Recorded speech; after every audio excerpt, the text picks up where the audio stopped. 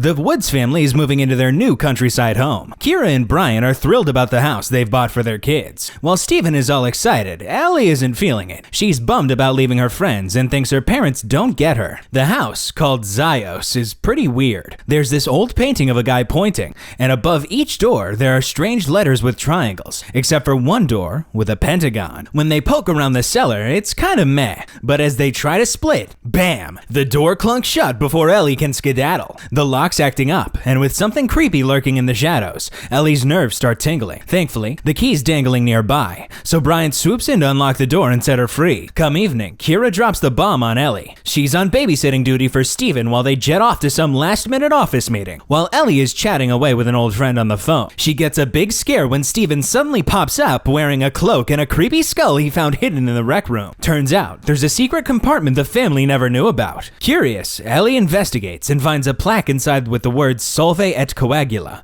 along with an old record player and an abacus. Steven spills the beans about some spooky legend of a witch who once owned the house and made a deal with the devil. Then he suggests they give the record player a whirl. Ellie manages to get the record working, and they hear a guy's voice reading out some weird equation on the record, followed by a whole lot of counting. A bit later, a strange breeze blows in from under the cellar door, and suddenly, the power goes out in the whole house. Ellie panics and calls her mom, Keira, for help. Keira suggests Ellie check the circuit breaker down in the cellar, but Ellie's too scared to go alone. So, Keira shares a trick she uses when she's nervous: counting. Over the phone, Keira guides Ellie through each step, cheering her on. Ellie reaches step 10, but then she closes her eyes and falls. Keira hears Ellie counting all the way up to 30, ignoring her. Worried, both Keira and Brian race home. When they arrive, Ellie's nowhere to be found in the house, so they dial up the cops. Despite a quick sweep of the nearby woods, Ellie's still MIA. With no signs of trouble in Ellie's history of running away, the police suggest they sit tight, thinking she might be crashing at a friend's pad. Come morning, the family ropes in some neighbors for another search, but it's a bust. Brian reckons Ellie's just throwing a fit and skipped town, but Keira's convinced something spookier is afoot, especially after hearing Ellie's creepy counting. The next day, Keira starts plastering the neighborhood with missing person posters and totally blanks on picking up Steven from school,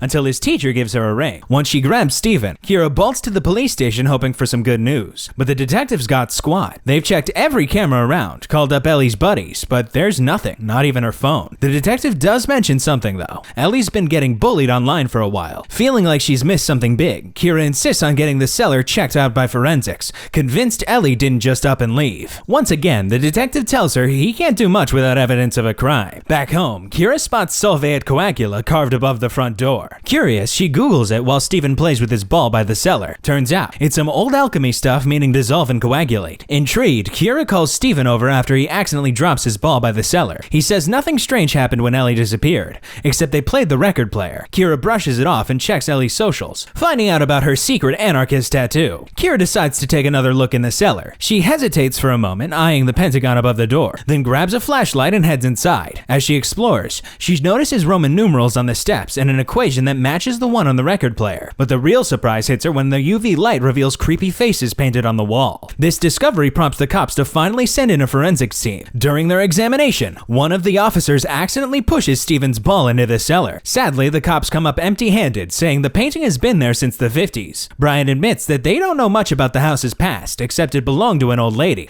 and they got it for a bargain. Night falls and the family hits the hay, but Keira's roused by Steven, who's had a little accident. After cleaning up, Keira seeks comfort in Ellie's voicemail messages. But yikes! She hears Ellie's voice counting from the sink pipes. The creepy counting persists, leading Keira down to the cellar to investigate. When Keira heads downstairs, she accidentally kicks Steven's ball, and it rolls down the steps, bouncing for way longer than it should. Turning on the light, she follows it, but the ball seems to vanish. The next morning, Brian wakes up to find Keira missing from bed. Searching the house, he discovers her downstairs, staring at the symbols above the doors, with the cellar equation written down. While he gets her frustration, Brian doesn't think obsessing over symbols will help. Later, Keira gives her realtor a ring to see if he knows anything about the previous owner. Unfortunately, all he can offer is that she was the daughter of some big-shot academic who originally owned the place. Still itching for answers, Keira snaps some pics of the symbols above the doors before heading to work. She sends them off to her secretary, asking for a hand in figuring them out. During a meeting, her nerves get the best of her, so she ducks out early. On her way, her secretary hits her up with a scoop. These symbols are Hebrew glyphs spelling out Leviathan,